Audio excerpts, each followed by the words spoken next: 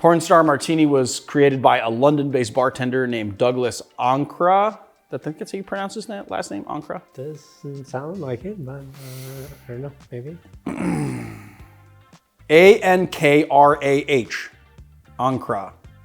A-N-K, Ankra. He passed away in 2021, sadly. And he was the guy that founded a bar called Lab in the 80s, which was like a very very popular, ground zero for popular cocktails and cocktail culture in London. And then and it was at, I can't remember the name of the bar that he created this cocktail in. That's fine, nobody really needs to know. Anyway, pour one out for the homie. Let's get into making this drink. I made some vanilla sugar specifically for this cocktail because I don't think we've actually ever done the original before. And it calls for 2 bar spoons of vanilla sugar. So that's what we're gonna do. So I made vanilla sugar by putting some sugar and a vanilla pod into a food processor. So it became very fine, almost like kinetic sand, which is crazy. So 1, 2, not too heaping. Smells really good. It smells very good, yeah. There is a lot of vanilla in this. It's like a lot of vanilla and a lot of passion fruit as well. And so we're gonna do 2 ounces of passion fruit puree, very thick. Half an ounce of lime juice.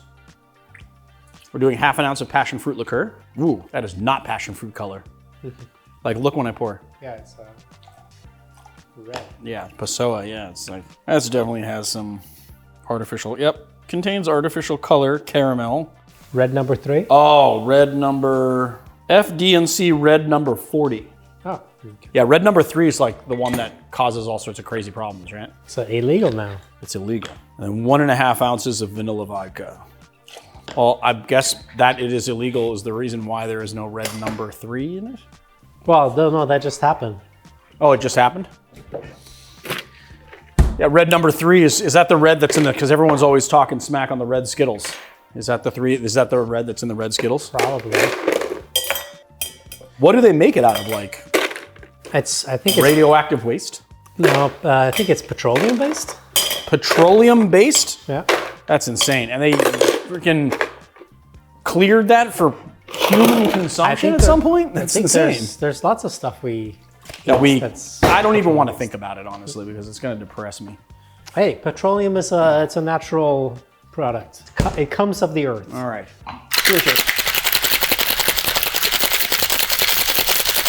Maybe not petroleum, but oil, at least. So if this were a professional bartending channel, then we would have a half a passion fruit to garnish this with, but it's not, and so we don't. Even though they grow on my fence. Yes. Marius failed to bring his passion fruit over. Well, I was not made aware that we were doing anything with What the hell is in the strainer? Is the strainer not clean? You were not made aware. I almost called you and it was like, hey, can you go obtain some passion fruit? And I didn't. So that's on me. Now this also gets served with a little sidecar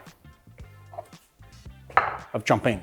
So let's open up the Corbel, shall we? Instead of the only Moet. The best for the porn star.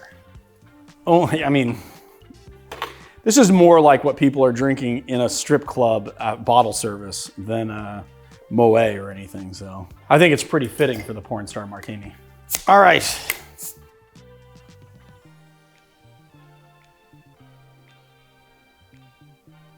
That's a lot of food. Well, it's because I poured it like kind of improperly, but.